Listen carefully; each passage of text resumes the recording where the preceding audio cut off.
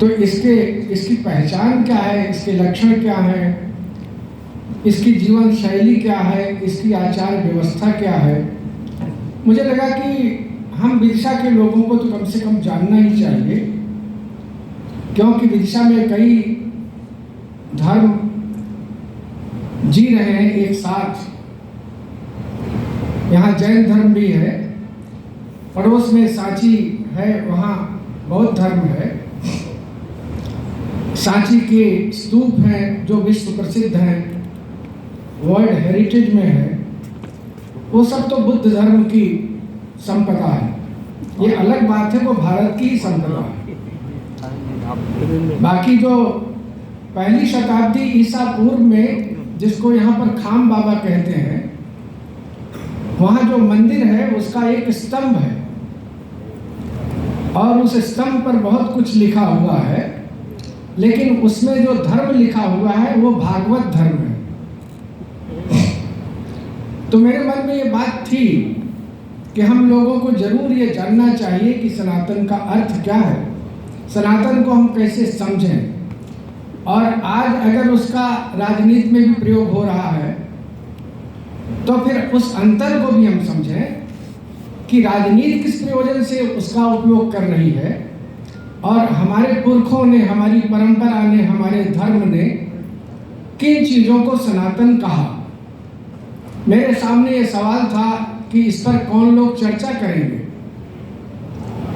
तो एक बात तो मेरे मन में बहुत साफ थी कि आचार्य राधा वल्लभ त्रिपाठी, जिनकी अभी तक मेरी जानकारी में कुल मिला के 175 किताबें हैं। त्रिपाठी जी ज़्यादा हो गई क्या? अब शायद 175 से ज़्यादा है। अभी संस्कृत साहित्य का बृहद समग्र इतिहास लिखा है इन्होंने कुल 2300 पृष्ठों में, 4 खंडों में। भारत के नाट्यशास्त्र को कई तरह से उन्होंने फिर से रचा है, फिर से प्रस्तुत किया है। वात्स्यायन के कामसूत्र को अंग्रेजी, हिंदी और संस्कृत में 2 खंडों में किया है। कालिदास पर बहुत सारा काम किया है। मजेदार बात यह है, त्रिपाठी जी हिंदी में भी कहानी लेखक हैं, उपन्यासक हैं। इनका पहली शताब्दी पर एक उपन्यास है, कनिष्क काल पर, और एक उपन्यास विक्रमादित्य कथा के नाम से यही विदिशा के आसपास जो एरण है उस पर भी। तो मेरा ये कहना था कि मेरे मन में आया कि त्रिपाठी जी जब अपने पास हैं तो विदिशा के लोगों के बीच में इनको ले चलना और उन लोगों को एक प्रकार से बौद्धिक स्तर पर प्रबुद्ध करना, आलोकित करना, ये मेरे लिए अधिक सुविधाजनक होगा। लाभ जी से भी मेरा संपर्क बहुत पहले से है, जब से सांची विश्वविद्यालय बना। मैं जाता रहता था वहाँ विजिटिंग प्रोफेसर के रूप में, तब इनसे मुलाकात होती थी और उस समय इनके सोच से, व्यवहार से और इनकी दृष्टि से मैं प्रभावित हुआ। ये बौद्ध दर्शन के बहुत बड़े पंडित हैं और नालंदा विश्वविद्यालय जैसे विश्वविद्यालयों का विकास इनके देख रेख में हुआ है।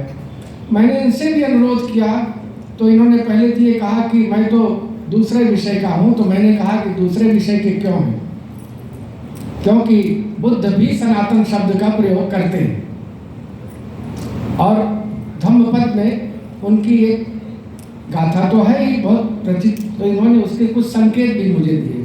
तो मैंने कहा कि ये दोनों लोग प्रामाणिक होंगे कि अगर ये कुछ कहेंगे, क्योंकि त्रिपाठी जी तो राष्ट्रीय संस्कृत संस्थान दिल्ली के कुलपति रह करके सेवानिवृत्त हो चुके हैं, लेकिन इस समय उत्तर भारत में जो निर्विवाद एकमात्र विद्वान संस्कृत के सर्वोपरि माने जाते हैं उसमें आचार्य राधा वल्लभ त्रिपाठी।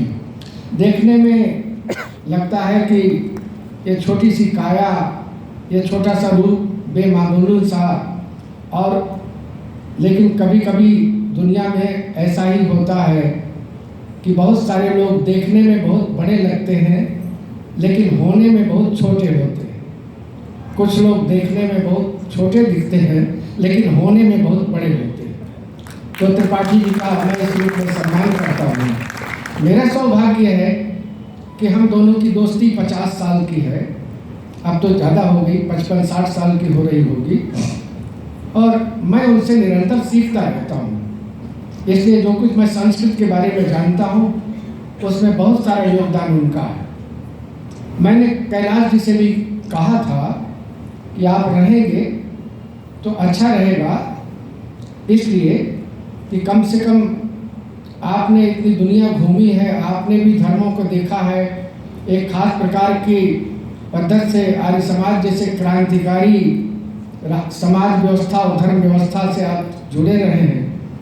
तो उन्होंने कहा हाँ मैं तो बैठूंगा, तो मुझे अच्छा लगा और मैं इन सब का स्वागत करता हूँ। सुमेधा जी का स्वागत करता हूँ क्योंकि सुमेधा जी ने ऐसे आदमी को जिसकी ज़िंदगी हमेशा खतरे में हो, उसको अपने जीवन की पहचान और भविष्य और वर्तमान सब मान करके इतनी बेखबर होके इतने आत्मविश्वास के साथ जो महिला चल रही हो, तो उसका सम्मान तो किया ही जाना चाहिए। हम लोगों की जो स्मारिका है, इस बार हमने उसमें सनातन को लेकर 3 लेख भी दिए, वो अभी आपको मिल जाएगी, आ गई है तो आप देखेंगे, क्योंकि अभी अगर आपको बांट दी जाएगी तो आप उसे ही पढ़ना शुरू करेंगे। तो वो अभी इसके बाद, इस गोष्ठी के बाद हम उसे आप तक पहुंचाएंगे।